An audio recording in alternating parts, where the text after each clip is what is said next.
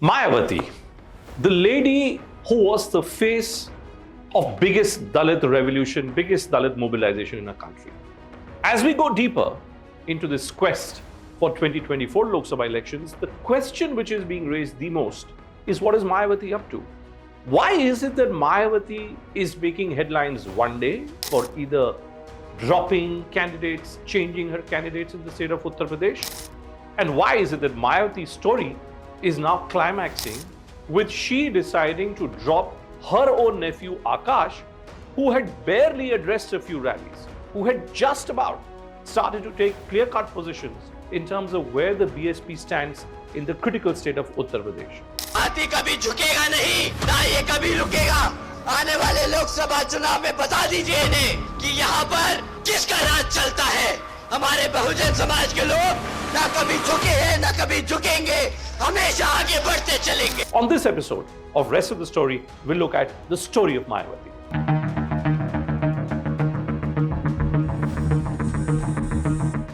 When the first time BSP contested elections, it contested on 245 seats and it ended up winning 3. One of those was in Punjab and 2 in Uttar Pradesh. From 1989 all the way till 2019, Mayawati has crossed a formidable journey in her political life.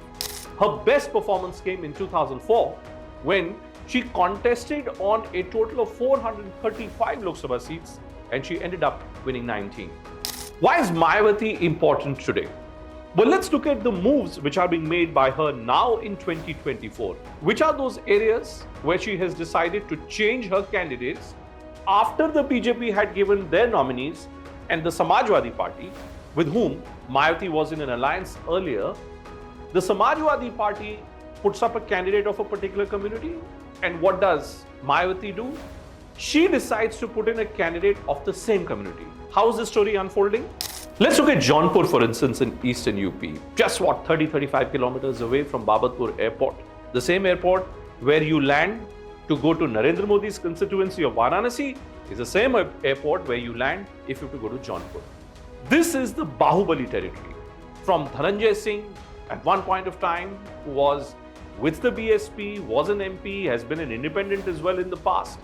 Earlier, in this constituency, it was Dhananjay Singh's wife, Shtikla Reddy, who was going to file her nomination.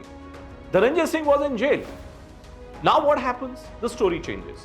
Mayawati, who had given a ticket to a member of the Thakur community, decides to change her candidate at the last moment because the candidate who had been given by the Samajwadi Party was from the Yadav community. So what does she do? She goes in for her own former MP from this area, Shyam Singh Yadav.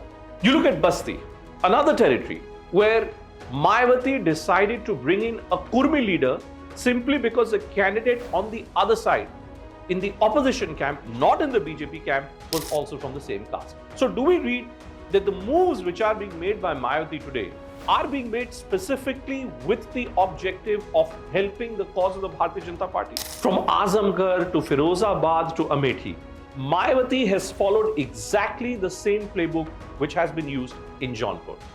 Now just look for a moment to the story of 2019. In the 2019 Lok Sabha elections, when the Bahujan Samaj Party and Samajwadi Party came together in what was an almost impossible alliance, the biggest beneficiary ended up being Mayawati. How?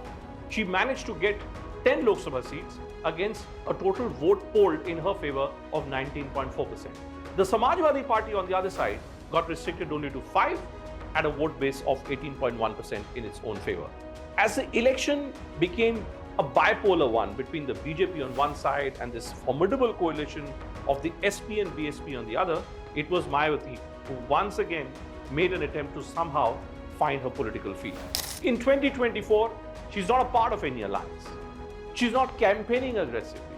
It's not as if her party symbol is being spoken about in gullies and chaurahas of Uttar Pradesh. The only thing which is being spoken about, why is Mayawati constantly changing tickets which she had given in the past?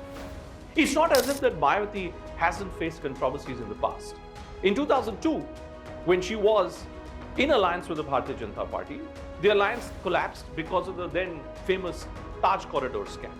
Subsequently, Mayawati on multiple occasions has described the BJP and the Samajwadi Party as Sapnath and Nagnath.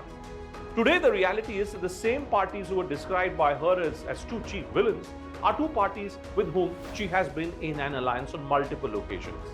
At one point of time, Mayawati's slogan was "Chad gundo ki chhati par, button daba ke haathi par." Today, Mayawati doesn't have an election slogan. Today, the formidable Bahujan Samaj Party, unfortunately, being reduced to a mere vote katua party. Is that the identity that Mayawati would want to live with? Post 4th of June, what will happen to the future of Bahujan Samaj Party will be a very integral question to look at.